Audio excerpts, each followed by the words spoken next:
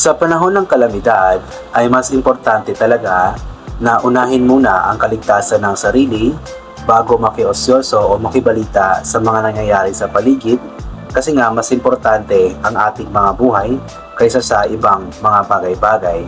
So yun po ang pag-uusapan po natin ngayon sa vlog na ito, ay tungkol po sa naging upload ni PB Team Nonoy sa kanyang YouTube channel. Ito ay tungkol sa napakalaki o napakalakas na pagbaha doon sa kanilang lugar na siyang naging dahilan kung bakit naputol ang kanilang tulay.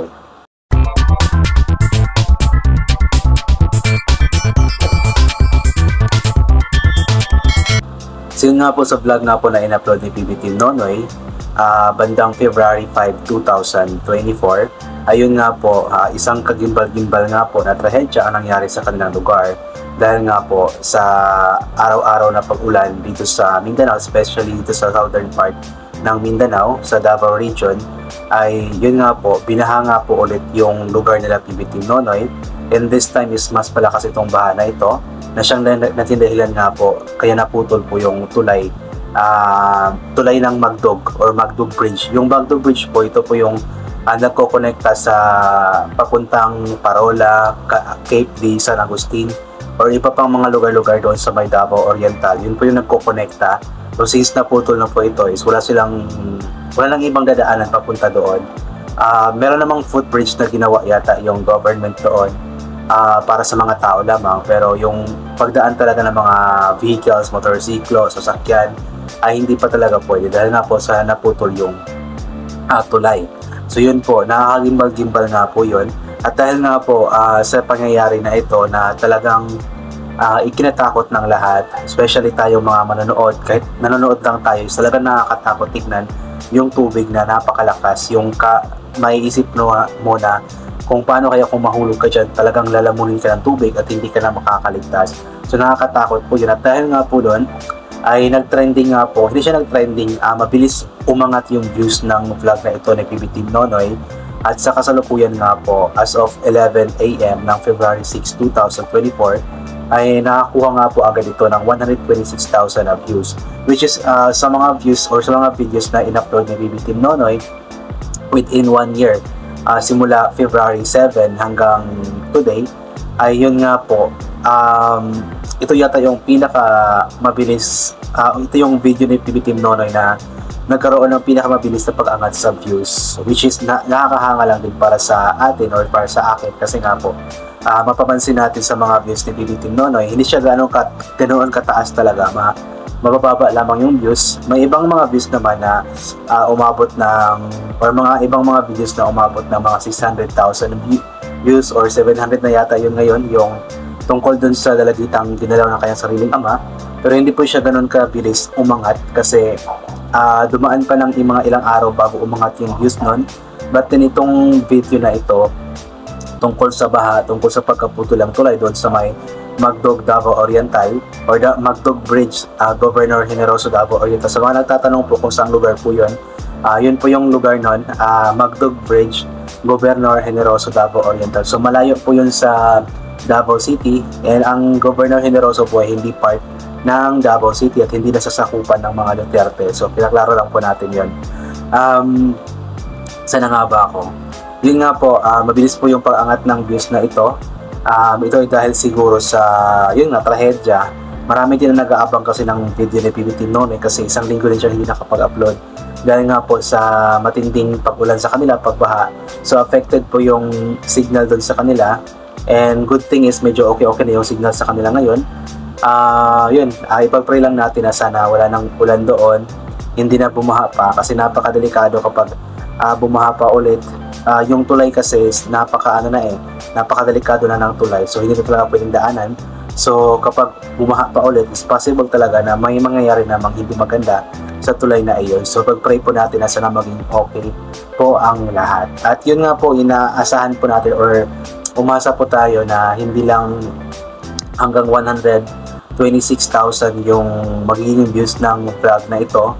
Umasa tayo na umangat pa ito ng umangat para at least din ma-inform yung iba, especially yung mga nagbabalak na pumunta ng Davao Oriental, sa may Cape Agustin, sa may Parola, at least ma-inform sila na hindi pwedeng daanan talaga yung lugar na iyon kasi nga po naputol na po talaga ang tulay, and it will takes time pa talaga bago ito maayos. Syempre kailangan pa yan ng deliberation para sa budget, bidding pa ng contractor, ganun po. Matagal po kasi yan, hindi po yan basta-basta na ayos kasi nga po marami pang proseso na gagawin para muling maayos yung tulay na iyan. So ipapay na naman po natin na hindi na bumaha pa para wala nang dagdag na dagdag na problema ang pupuntas or mangyayari sa lugar na iyon. Ayan po. And yun, thank you so much kay PBT Nonoy kahit paano ay na-vlog na yun. Actual pa po talagang nakita natin yung pagkaputol talaga ng tulay. And maraming salamat din sa prayers ng lahat kasi yun, kahit maraming tao talaga doon, marami talagang tao doon sa tulay, sa pangpang, sa gilid ng ilog na nakibalita, nakiosyoso. So kapag ganun po kasi dapat unahin po natin yung kaligtasan ng ating sarili. Huwag po tayong lumapit doon sa lugar na napakadelikado talaga kasi delikado po yun eh. Tama nga yung mga comments na may possibility talaga na may mangyaring hindi maganda doon. Hindi kasi natin hawak yung mga pangyayari, yung panahon. Hindi natin alam kung anong mangyayari doon.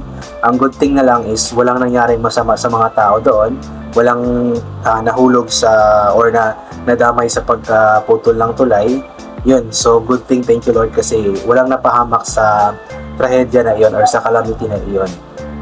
At yun nga, siguro next time kung mangyari man, at wag naman sanang mangyari, pero yun nga, paalala lang kung sakali man na may ganoong pangyayari ulit, iwasan talagang lumapit sa mga lugar na iyon, magpakalayo-layo na talaga. Pwede naman manood na nasa malayo lang, katulad ng ginagawa ni PBT Nonoy na nasa malayo lang siya sa tulay, kasi yun nga, napakadelikado talaga. Tulay kasi yun eh, and napansin natin yung tulay na yun is hindi na siya ganoon katibay kasi matagal-tagal na rin ang tulay na iyon. So yun, napakadelikado. So umiwas na lamang. So inuulit ko nga na sa mga ganitong kalamidad, ganitong mga pangyayari, ugaliin talaga na siguraduhin yung kaligtasan ng sarili bago makiosyoso sa mga bagay-bagay sa paligid. Like pwede naman tumingin, inuulit ko, pwede kang tumingin pero mas sa malayo lang, huwag dun sumalapit katulad ng ginagawa ng ibang mga tao na nandun mismo sa tulay. Imagine, di ba, ang lakas ng tubig sa baba tapos ang laki ng ilog. Halimbawa, may mangyaring hindi maganda sa buong tulay talaga. O di ba, napakadelikado. So yun, yung mga tao din na nasa gilid ng sapa, nasa gilid ng bangin is napakadelikado din kasi yung tubig kasi is kinakain, unti-unting kinakain yung lupa sa ilalim. Kaya nga po nagkaroon ng naputol yung tulay kasi nga po yung lupa sa ilalim, yung semento sa ilalim kinakain ng tubig, kaya yun naputol ang tulay. Kaya yun, mag-ingat na lamang po ang lahat. Wag po natin gawin ulit yung mga bagay na posible na mapapahamak tayo. Katulad ng nangyari doon sa vlog ni PBT Nonoy. Yun, at least, di ba? At least walang nangyaring masama sa kanila. Yun ang pinaka-importante sa lahat. Walang nangyaring masama sa kanila. Ligtas sila, walang nadamay sa pagkaputol ng tulay. Ayan po.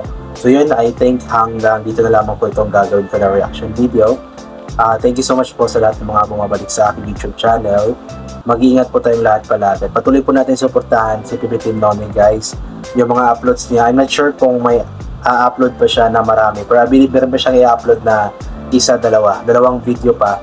Pero after that, I'm not sure kasi nga po, yun, medyo hindi pa gaanong mabuti yung kalagayan ng PBT Nonoy dahil nga po, nadisgrasya nga po siya, nadulas nga po at hindi siya gaanong nakakatayo sa ngayon. So pag-pray po natin yung kaligtasan ni PBT Nonoy at sana gumaling na siya. So thank you po ulit and God bless po sa ating lahat and bye for now po.